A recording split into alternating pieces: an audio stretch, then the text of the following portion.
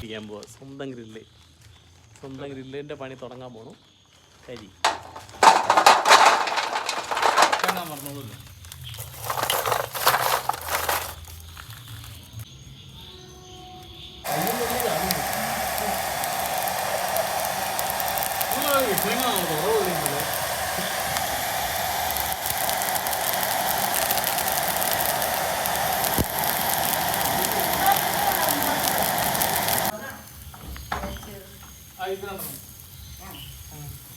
പ്പോഴത്തേക്കും നല്ല സൂപ്പർ മഴ പെയ്ത്. ഇപ്പം മഴ പെയ്തോണ്ടിരിക്കണേ. കണ്ടാ മഴ പെയ്തോണ്ട് ഞങ്ങൾ സംഗതി അപ്പം തന്നെ വേറെ സ്ഥലത്തേക്ക് മാറ്റിയത് ഉണ്ടായിരുന്നു.